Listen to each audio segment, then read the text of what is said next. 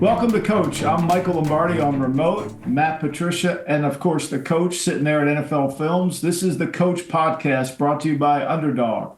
Well, week 4 is in the books. We got one quarter of the season. Man, it flies by, doesn't it go by so quick? It's amazing, but there's a lot to glean from the first quarter of the season. And let's start with the Kansas City Chiefs, Coach.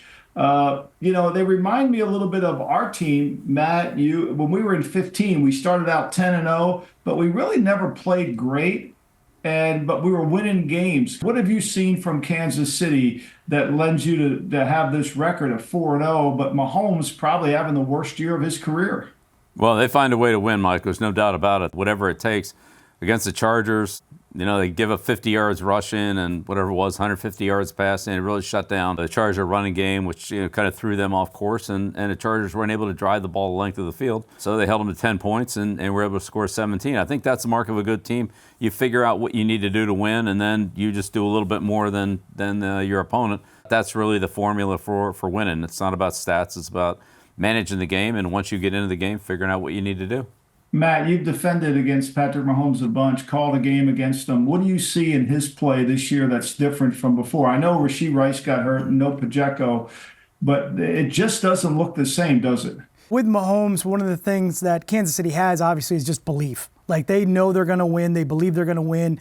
Andy does a great job preparing that team to win. And I think that all those players, what they have is just that underlying understanding that, hey, just keep going out, play the game all the way through, and, we'll have a chance in the end to win. And probably the other team's going to make a mistake that they can capitalize at that point and, get the ball back to their offense. I think the defense is doing a good job of keeping them in the game and making sure that none of the scores get out of hand. It's just the start of the games. I think they're just not starting fast enough right now. I think they'll settle into a rhythm, clean up the things. They got great leadership there. And I think one of the things, like you mentioned, Mike, without those players on the field, like Rice, Checo, those guys, Kelsey now has a big game this past weekend, right. Yeah. And Mahomes is consistent with the fact that as the game goes, I think you see him getting better. So maybe the beginning of the game, maybe the defense is doing a good job of disguising, or maybe it takes them a couple series to figure out what they're doing, and Andy's making adjustments. But then as the game goes, they just keep finding the players within their system to, give them a chance. Yeah, I think there's no doubt about that. And also, don't underestimate the 3 experienced coordinators. Between Taub, Spagnuolo, and Nagy, those guys have coached and been in a lot of tough games, a lot of football games. There's going to be no panic from any of them. There's no panic from Andy. There's no panic from Mahomes. So they're just going to try to figure it out along the way and try to pull out a few more points than the other team. They got to play better, but they're going to keep trying to find a way every week. Bill, as a coach, isn't it easy, when you win, you kind of, as Nick Saban would say, everybody starts eating that rat poison, where the Chiefs, I heard Mahomes the other day, he's admitted he hasn't played well. You go in there on Monday morning after you win a game and everybody realizes we didn't play our best. That's kind of a pretty good way a coach has set up, isn't it? It's a great place to be as a head coach. I love that, is when you win, you don't play great, you emphasize the things you need to work on, and that really gives your team a springboard to improve. It gives you some momentum to go out there and practice and work on the things that weren't good enough, because everybody in that room knows if we do this again, we're probably not going to have the same result. We were a little bit maybe fortunate. We got to do better than that, and that's honestly better than going out there winning 42-0 where you think that everything's perfect when it really isn't then either. But yeah, I love being in that position. I think that's a great position to teach from. Yeah, and the other thing too is, to me, in a world where analytics dominates and tells you, the ESPN thing says go for it on every single 4th down. Just for the record, Andy Reid has only attempted 3 4th downs this year. And part of it too, Matt, they are harder to defend in the 4th quarter than any team, because that's when the game is on the line. 100%, just like Coach was talking about. And Mike, you mentioned at the start, we had a year where, we start off, we're 10-0 and we're rolling, and you go in as a head coach every single week and you're trying to think, how do I motivate the team? How do I keep it moving? Do I just show the plays that we need to fix? And, we want to stay positive, but yet make sure that we're not brushing over the things that are going wrong right now, so we can get those corrected as we go forward. So I think that's really the trick when you're 4-0. And obviously Andy, along on the offensive side of the ball with Coach Nagy, I think they do a great job with that offense, keeping it moving forward, understanding here's the adjustments we've had to make because of injuries. Another factor for them really defensively, Chris Jones. I think that guy is one of the best players in the league. Yeah.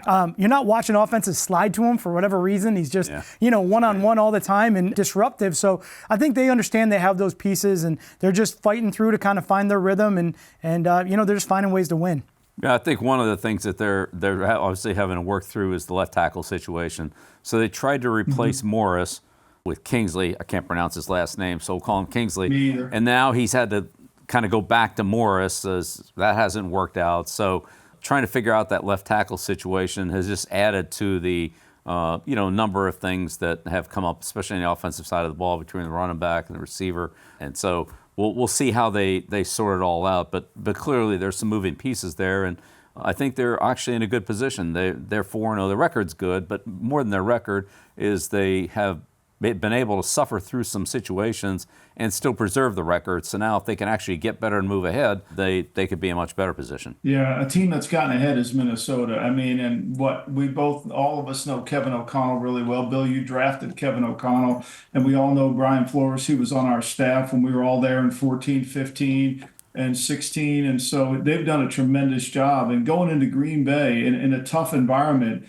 and jumping out to the front of the lead, that might have been one of the most impressive games I've seen out of Sam Darnold. You know, it's interesting that this is not a dig at the Jets. We can do that later. But the last two comeback players of the year are former Jet quarterbacks, Geno Smith and Joe Flacco.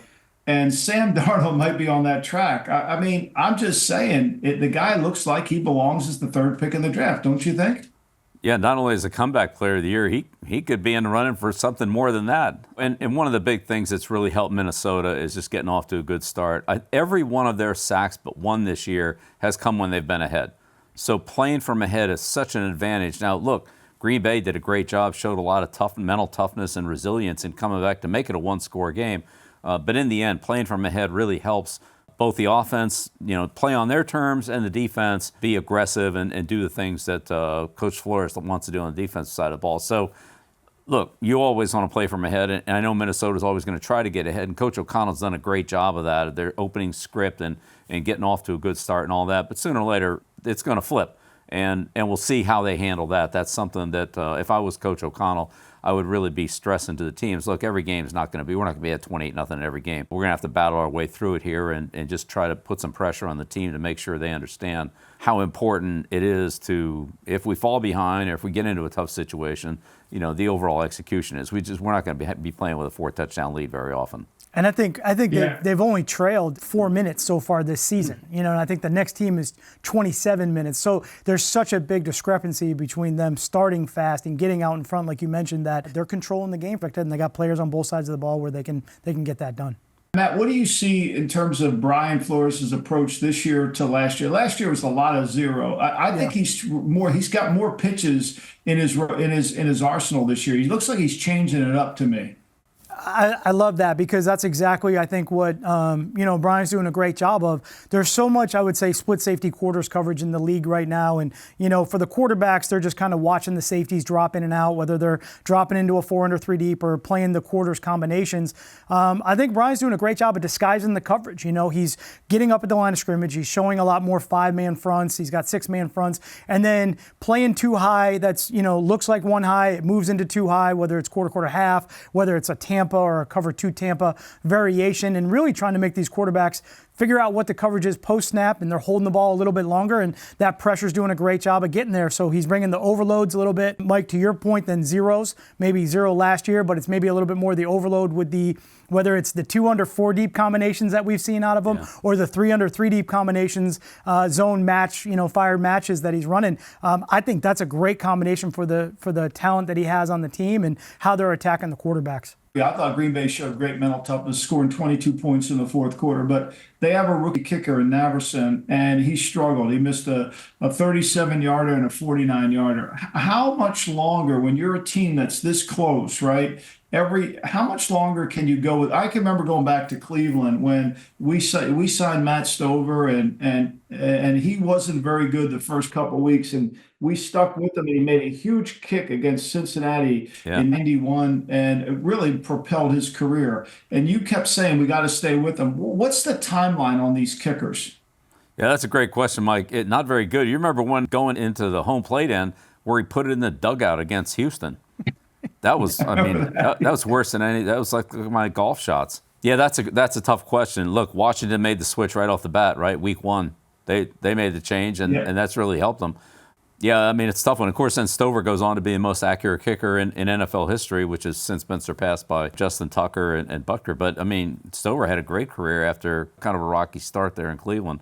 But, yeah, I think that's a tough question. Look, the better your team is, I think the less patience you have. That's a big question. I'm sure they're talking about that in Green Bay today. Obviously, as you know, Mike, better than I do, what's available. If you don't like what's available, then you might as well stick with what you have. If you see somebody out there that you feel like can really upgrade it, then you better get them now because they probably won't last too long. But if you don't have a guy who can make a 50-yarder, I think the way this league is today, now I know the weather's been nice and all that, it's going to change. And 50-yarders in Green Bay, it would be like kicking a cement block. I get that when the winter comes, but it almost is like you have a disadvantage if you don't have one of those guys who can make it. I mean, even Koo made that 58-yarder to win the game. I didn't think he could reach there, and he made it with room to spare. Yeah, I didn't either. But playing in the dome is always a good thing there, and I think that's honestly, Koo's a good kicker. Don't get me wrong. I had him at New England, and he's certainly in a much better environment for kicking there in Atlanta than he would have been in New England, and kickoffs is also part of that. Yeah, and Washington, you're right. They went to Siebert. He hasn't missed a kick since he's come there, but I don't know if Washington needs to worry about it. They've scored 16 consecutive drives. Look, we all thought Jaden Daniels was a good player. But wow, I mean, there was no chance Arizona had to stop them. And this is 2 weeks in a row where this offense, Bill, has looked really unstoppable in terms of mixture of throws, running the football, Daniels running it, and getting the ball down the field. Yeah, absolutely. And I give them a lot of credit. The execution's been good. They haven't stopped themselves, penalties, drop balls, stuff like that. Their execution's been really good. We'll see what happens when they get up against a better defensive team. Tampa's the best defensive team they've played. They didn't really do enough against them to win. The next 3 weeks, the defenses probably haven't been quite as good. So give Washington a lot of credit, but I think they've got to continue to evolve as an offense and not feel like nobody's going to catch us now, because that's not the case. There'll be other defensive teams this year that'll give them some problems. And Cliff's done a great job of taking care of Daniels, of not, putting him in a lot of stress situations. They're not turning the ball over. That's the big thing. Don't turn the ball over. Take what the defense gives you. Run when you can run, not just run to run. Daniels has a good, calm demeanor. He showed a lot of poise out there. There's a long way to go, and teams are going to start scheming and game planning in Washington a little bit differently maybe than they did the first few weeks of the season, where it's like, well, we'll just run our stuff. We don't need to do much. I think now that they'll probably spend maybe a little more game plan time now that they've seen them and take away some things that need to be taken away. Matt, what do you see different between Kingsbury's offense with Daniels and Kingsbury with Murray? In terms of the changes within the structure of what he's doing. I think with Cliff, he's done a really good job right now of just putting him in good situations where he can get rid of the ball quick. He's not having to sit there and hold the ball. Daniels is a tremendous athlete. He can get out of trouble. He can extend plays. He can run. But I think they're just being real efficient. And I think that's the biggest word. And I think in order to defend that from a defensive standpoint, look, we got to get up and challenge some of these guys. We got to disrupt the timing. We got to make them a little bit uncomfortable in the pocket.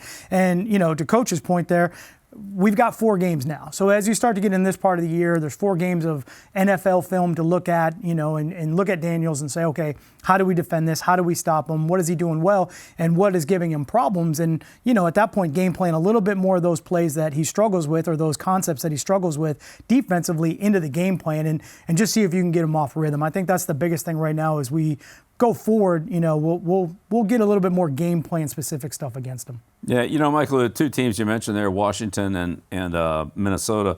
Of course, I drafted both those quarterbacks. I drafted Cliff and Kevin O'Connell, and obviously both of those guys, as former quarterbacks, see the game through the quarterback's eyes, and they've made it a quarterback-friendly offense in Minnesota and Washington, so the quarterbacks are very comfortable there. But I think as these quarterbacks start to have some success and the defensive coordinators see more of what they can do and maybe what they're not so good at, it starts to get harder and harder. And honestly, you can say that probably a little bit about Mahomes too.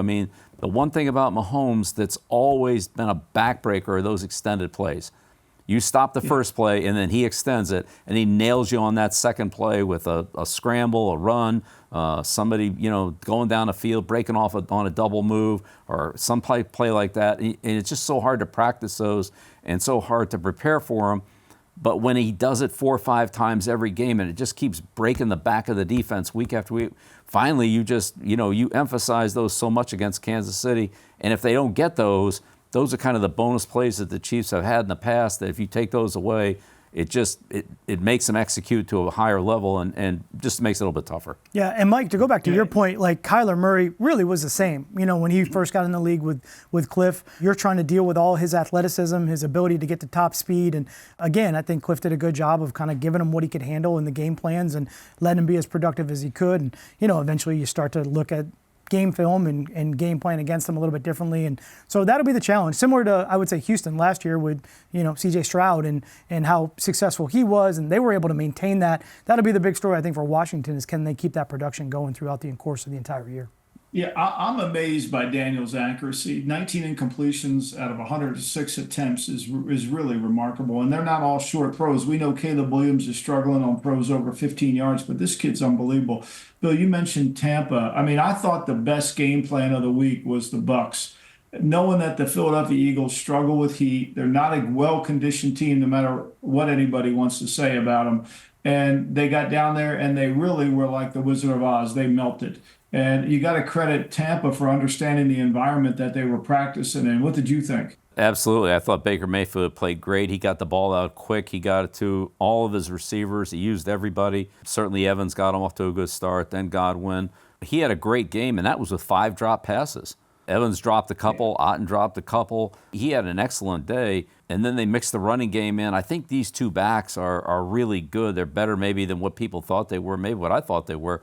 They're super productive. They had an issue at right tackle with School, and he struggled, but Mayfield got the ball out so quickly that it wasn't really a factor. And the pass protection was, you know, certainly good enough, and Mayfield was outstanding. When he had to get out of the pocket and extend the play, he did that. It was a great offensive performance by Tampa. Outstanding.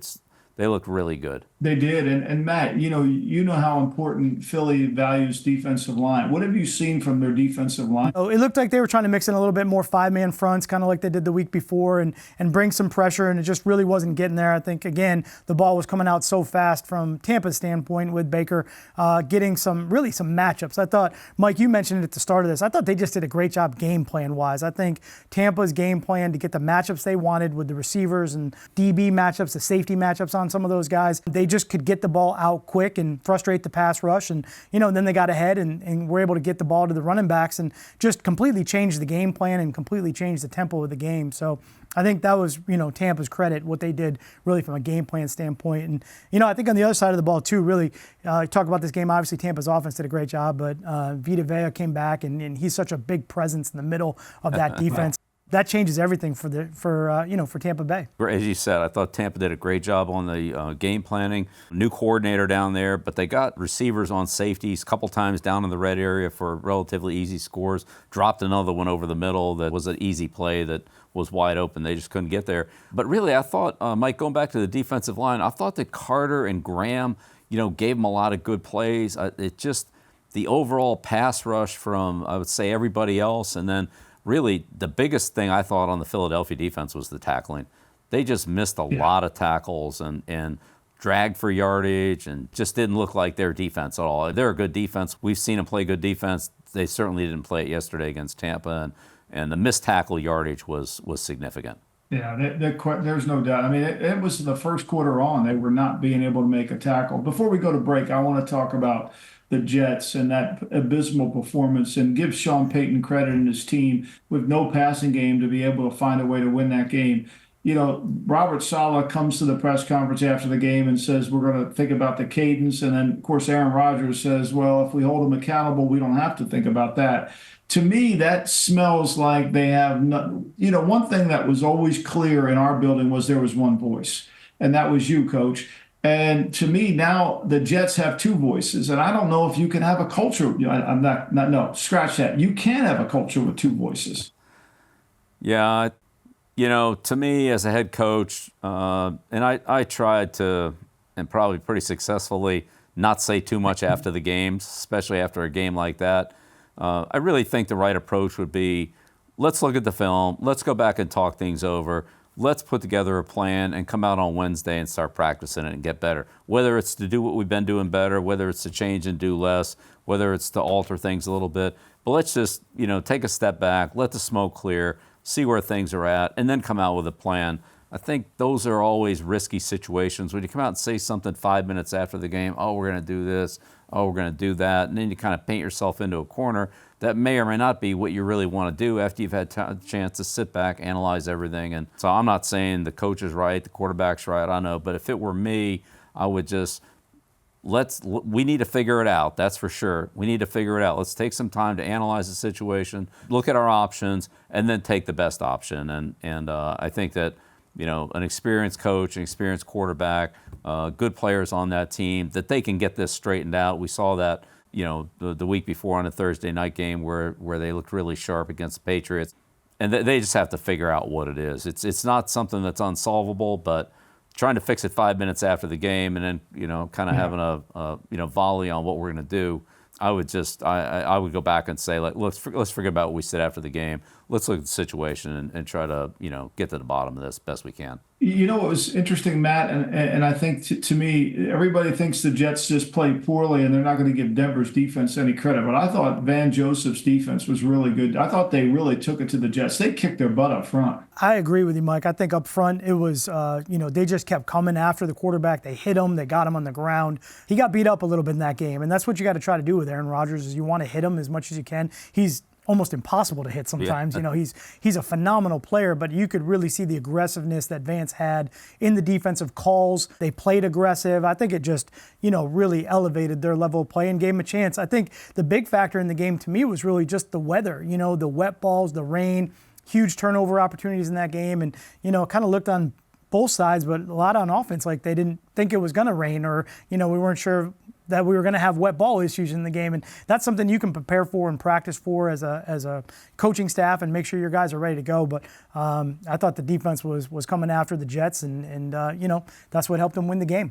Yep. Nobody loved hosing down footballs more than Coach Belichick. Nobody loved it. I mean, I never saw somebody so happy when it was raining out there than Coach. I mean, it was an absolute delight. And Salah said, he was surprised, Bill, that it was going to rain. I mean, I know you're not a doctor, but you're a meteorologist at heart. I know that.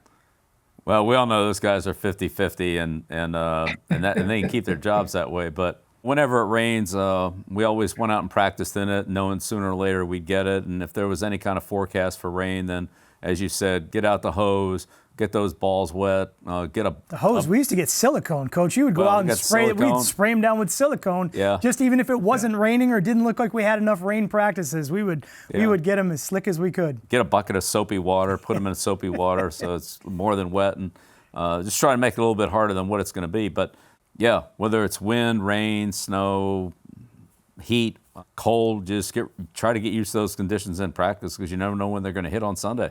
Yeah, no question. When we come back, we're going to talk about some bad football that's up here on the Coaches Podcast. Welcome back to Coach with Coach Belichick, Matt Patricia. I'm Michael Lombardi. The weekend, week 4 started off with a lot of bad kicks. I mean, punting was... catching punts was really a problem. And it started right there in the Atlanta-New Orleans game. Atlanta basically gets a free touchdown. They can't field it. And, Coach, it went worse from there on in a lot of other games. Well, the Philadelphia-Tampa game was a wild one. Philadelphia muffed the first punt when Tampa shoved the corner into Cooper on the return. And then the second one, the corner ran into Cooper when he was trying to catch the ball. So those were 2 muffs. Then you had the blocked field goal by Philly. They ran back for a 2-point conversion on the block kick. The Patriots lost the game 2 weeks ago against Seattle on a blocked field goal. With the way Joey Sly's kicking, it probably would have been good. You got to assume that. So these block kicks and ball handling have really been an issue. And it's September. The weather is good. Wait till it gets windy, cold, and rainy. Yeah, no question. And it looks to me like that every team, like yesterday, I mean, San Francisco, Cowling dropped one 2 weeks ago, but they took him out. This week they put Juszczyk back there to catch punts because they understood the severity of the problem. And it's not going to go away, Matt. I mean, the weather's going to continue to get bad in the Northeast and all over the country. And we had 4 muff punt returns in the first half of the early games yesterday where those lead to points. So again, when you're trying to pin an opponent down inside the 10-yard line, look of it from a special team, that's a huge play when you can pin them down in there. But then we're turning the ball over inside the 10. We're either, jumping on it and scoring it, giving it to the offense on a short field. That's 7 points. And, that's where the teams were getting out early in the first quarter and the first half of the games last week with those muff punts. And certainly, weather is going to be a big factor there. We're going to get some snow and all that will play into it. But, I think that's got to be something that's got to be fixed right away. Coach, we've had those situations before. We've had some bad handling. Sometimes, Mike, to your point, like you said, you put a guy you rely on, a guy you trust back there and just say, just get the ball because that's the most important thing. But, we've had to fix some of those problems too before. This goes all the way back to the Giants and McConkey. When Parcells and I would stand back there and yell at McConkey and make him catch as many as he could. He could catch up to 8 balls, stuffing them in his shirt, putting them under his arm and all that, and then make sure that they catch them right into the sun, as as catching more than one ball. And then Troy Brown was great at this. When they were back there catching them, he would throw the bags at them. They'd have to take a hit from the bag or avoid the bag and still catch the ball. So turn their back to the punter so that they don't get to see the ball until after it comes off the punter's foot, and they have to find it, relocate it, and go get under it and all that. So it's not perfect, but you just keep making it as hard as you can for those guys to catch the ball and in difficult conditions and catch multiple balls and judge the ball and all that until they get so confident that, like, okay, it's just one ball. It's wet. It's not wet. The sun's not in my eyes. It's getting easier. I should be able to handle it. Yeah, and I remember you also telling them, hey, go put your pads on. During the course of the week, they're catching punts without their pads on, and now, the ball's bouncing off the shoulder pads, and it's different in the game all of a sudden, It's a different ball game for sure.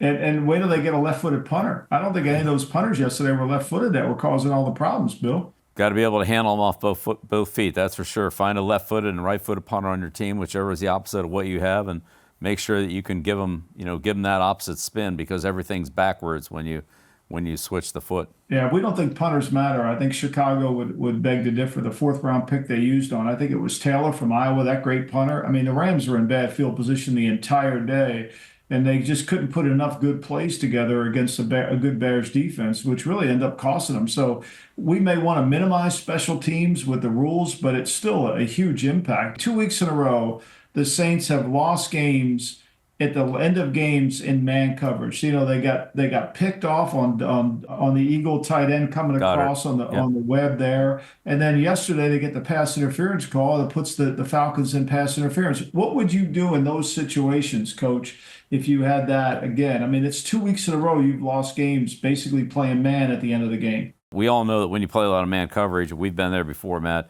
you just got to keep running pick plays until the cows come home. Just keep running them all day. Keep running those mesh plays, pick plays, motion plays, because those are the toughest to cover. If the guy just lines up there and doesn't move, then that's basic fundamental man-to-man coverage. But you're right, Michael. That's a tough one. 2 guys run into each other in an Eagles game, and got to go 65 yards. And last week, they cost them against Atlanta on the DPI, which again, that's a basic fundamental of when you slow down and you catch up to the receiver, you got to look back for the ball. You can't panic and start swatting at the receiver. You will get called there. So, like a lot of things, it's passing off games on pass protection. It's passing off mesh routes in man-to-man coverage. It's all those things that teams are still working through at this early point in the season, and some teams are better at it than others, and that they're getting a big advantage. I remember being in New Orleans. We had one third down, it was a bunch, and 2 of our better players, got caught in communication, and they picked each other off, and it was the same thing. 70-yard touchdown. 70-yard touchdown, and no one's happy, but, you learn very quickly in that moment, we got to get this fixed. We got to get it fixed right now because it can't afford us another game if that happens. Yeah, that wheel situation that Tampa hit against Philadelphia where they motioned out of the backfield. Linebacker was just a step late getting out there to him, and I mean it was a great throw and a great route. But when you go against a good passing team that's really a precision, they run good routes, they run the proper depths. The quarterback can put the ball in the money. And defensively, you just got to do everything right in order to stop that, and it puts a lot of pressure on you. But that's really the National Football League. If you can throw the ball and protect the quarterback, you can win a lot of games. And if you can win the 4th quarter, that's where we know the Chiefs have won the 4th quarter and now are 4-0. Jacksonville hasn't won the fourth quarter. They're 0-4. Now, one game that the fourth quarter didn't matter. But here's what I think is rather interesting. Now, Jacksonville's been a horrible third down team, but in the fourth quarter, here's Jacksonville's numbers. First of all, they've only scored 3 points in the entire fourth quarter in 4 games. 3 points. There's 6 first downs total in 3 games. They're 1 for 9 on third down in 3 games, and they're 1 for 3 on fourth down in 3 games in the fourth quarter. It's kind of hard to win in the fourth quarter when you're trying to extend the lead or if you're trying to catch up. And I mean, if you're Doug Peterson, what's the solution? Because you're bad on third down offense anyway. I mean, yesterday averages 6.1 a carry. They get the ball back with 3 minutes and 50 seconds to go in the game, and they could run the game out. And they run the ball on first down. They run 2 passes, which stops the clock. And Houston gets the ball back with 2:50 to go. They didn't even take a minute off the clock. And then they score with 22 seconds left. I mean, so it's really the other team won. You lost. The other team didn't win, Bill. Right. Well, we've talked many times about taking time off the clock and last shot. So you get the last possession. You don't ever want to give up that last possession to your opponent, same as the last shot philosophy in basketball. So, as you know, that's a big part of every offensive and defensive game plan weekly is to cover that situation, make sure you know what you want to do. But as far as the other plays on the execution, Michael, I agree with you. When the numbers are that bad, you got to figure out what the problem is. And usually it's to go back and do what you do best.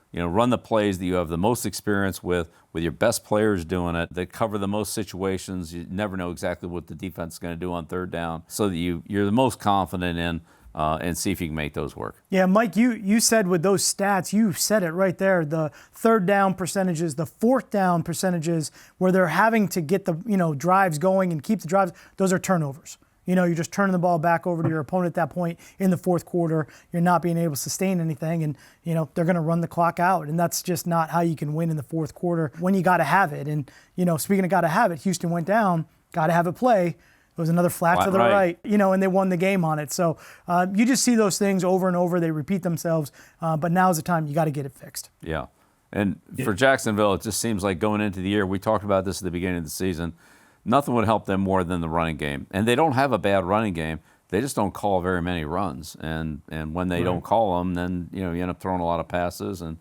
incomplete passes. You're in long yardage, and so it's it's a tough situation when you're not moving the ball forward on a regular basis. You get too many incomplete passes or a penalty or a sack or whatever, and then you're in long yardage and you're out of the drive. So all those third downs that you just mentioned, Mike, some of those hopefully you could skip with good plays on first and second down. And part of that's the running game.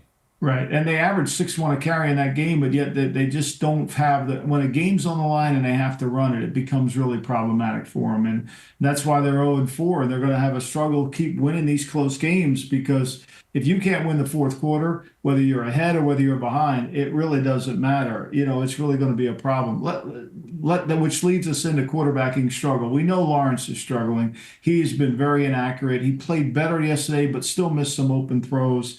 Bo Nix, weather, I think, really affected him. He was struggling. I thought Caleb Williams was a little bit better yesterday, Bill, even though he still hasn't thrown the deep ball. But at least the Bears tried to run the ball and help him. Right. Nothing helps quarterback more than a good running game, and then that sets up the play action where you can actually separate the defense a little bit. But staying out of long yardage, being in 3rd and 4 is so much different than being in 3rd and 10. And if you can just keep the situation for the quarterback where he has a chance to use any of his receivers or scramble if he has to, but anybody can pick up 4 yards. But when it's 3rd and 15, you can't get everybody 15 yards down the field. You can only throw to a couple guys that far. Everything else has to be a catch and run, and it's just too hard to convert that way. So I thought the Bears did a much better job of using the running game, staying out of long yardage, playing with fewer penalties. And look, that's the way every team needs to play, but certainly that helped the Bears. Yesterday, Anthony Richardson, he got injured, went back in the game, and then he came out after, for some reason, Steichen called another run when he was hurt. But we all know sometimes the communication gets messed up on that. And now you're Jacksonville, and you're getting ready to play Indy. You don't know if Flacco's going to play or Richardson? I'm sure we'll get the injury report, but how hard is it to prepare for two diametrically different quarterbacks? Two quarterback preparation game plan wise is, it's so difficult. You're trying to figure out what portions of the game plan, go across the board. What do you have to have in just for the mobile quarterback or the running quarterback? What's in there for the pocket passer? How do you handle third down? They'll be paying close attention to that injury report as the week goes, which, there's some gamesmanship with that also. We'll find out probably later in the week where they're at, but that's one of the most difficult things to do is try to figure out how you're going to handle both quarterbacks and then not put too much in the game plan where you can't practice it or not enough to handle those situations. So hopefully you just put a good solid game plan in, attack what they're going to do well, make sure you have enough for each quarterback, and then also just have some in your back pocket that you can maybe add in as the game's going on. You kind of see which way the game goes from that game plan look, but that is really hard to do. Yeah, very hard. Yeah, and Richards, go ahead, Bill. Well, no, I was just going to say, Michael, speaking of quarterbacks, you saw a couple of good ones Saturday night down there, didn't you? Yeah. We talk about Richardson being able to being athletic and fast, and Milroe showed that same kind of speed there, similar athleticism to Richardson, maybe a little bit quicker release, I don't know. And then, Beck didn't have his best night, but eventually he kind of warmed up, got going, and brought Georgia back from, big deficit to make it a heck of a football game. That must have been exciting for you to see down there in Tuscaloosa. It was an unbelievable atmosphere. I mean, you've never, I've never experienced a college campus like that all during the week, getting there early and then it felt like a Super Bowl in a very small town. I mean, try to get an Uber in Tuscaloosa was damn near impossible. I mean, so try to get into a restaurant was damn near impossible. But from the Texas game last year to when I watched him Saturday night, I thought he was vastly improved, and now he's the favorite to win the Heisman. What did you guys think of his play? Yeah, Mike, I totally, see the same thing. I thought it was interesting I wanted to watch this Washington staff come into Alabama and see, how they would handle Milroe and what he would look like with, some of their offensive schemes, game planning, tutelage, teaching, all of that. And I think he was dynamic. He's an impressive person. You get a chance to speak with him. He's mature. He's accountable. I think he holds everybody there to a high standard. And he just wants to win. I don't think he really cares about the stats. I don't think he really cares about those individual accolades. I think he just wants the team to do well. And I was really impressed with him as a person, player, but just as a person when you got a chance to talk to him. Yeah, and Michael, you probably couldn't see it because you were at the game, but they kept showing his dad in the stands, and his dad was his coach, and so he grew up around football and had that type of background. So he's not a quarterback; he's a football player. He appreciates all aspects of the game, and it's a great worker. And Georgia, I mean, what a comeback they had to make that a game. Like those two teams, I don't know, they could play each other 3 times now, right? Could be in the SEC championship and potentially in in the playoffs. So a lot of good football players on that field, but it was fun watching those two quarterbacks. It really wasn't some 17-year-old Ryan Williams, the young kid, the wide receiver. I mean, he should be in high school, and there he is out there on the national stage dominating. But I was really impressed with Milroe's demeanor. I watched him when he went to the sideline. I thought he was, as you said, Bill, he was into the game. He was very much kind of present. He was encouraging his teammates. One of the things I think that's really important in scouting is you got to go to the quarterback's game to see his interaction. You don't want the guy sitting with his cap on away from his teammates. You want to see him involved with the team, coaching the team, really being up there and understanding what he has to do. But I felt like he was a really good teammate. And his improvement, to me, from that Texas game to where he was throwing darts out there. It was impressive. And look, Georgia, like you mentioned, they don't have any, they've got a Pro Bowl team over there in terms of college, right? Yeah, absolutely. There's a lot of good football players on that field. So it's interesting to watch the transition from great college football to, eventually coming into the NFL. And it's fun to see him on Saturday, and pretty soon we'll be seeing some of them on Sunday. Yeah, no question. When we come back, we'll wrap up Coach with Coach Belichick. Welcome back to Coach with Coach Belichick, Matt Patricia. I'm Michael Lombardi. We're going to wrap this up, but, week 4 is over. Week 5 brings bye weeks, and now we get teams that could bring back guys that they placed on IR. PUP's now available. So there's a lot of roster management that's going on. The players need 4 days off because, God forbid, they've worked hard enough, right? They got to give them 4 days off. So no practice really, Coach. So what was your approach to the bye week, especially when it came this early? Well, this early, I think it's all about correcting problems. Figure out what are our biggest problems. How do we solve them? Is that change of personnel, a change in scheme? Maybe we don't do some of that we were doing that isn't working very well, and do something that maybe we thought was going a little bit better. But you're right. All the things you mentioned, Michael, are really important this week. Taking advantage of the extra time to know yourself and maybe get a little bit of a jump on the opponent, or maybe it's a week or two opponent that's a week or two away. If they do something particularly different now that you have a little bit more time to prepare, and then thinking about how you can improve your team with guys coming back off of IR, PUP, and managing the current injuries that are on each team, because everybody's dealing with that. The last thing is on the practice squad. It was another week last week of somewhere close to 50 elevations. A lot of teams are running out of those elevations where they either have to move the player up onto the roster or elevate somebody else because they're just out of those spots. So that's another roster management thing that a lot of these teams are going to have to figure out. So there's a lot of work there, and Michael, as a general manager, that keeping all those balls in the air, trying to preserve as many good players as you can, figuring out when to bring guys back off of injury, all that is there's a lot of organizational background that goes into a week like this that's coming up. Plus, for some teams, you have the international games, and those are always a challenge too.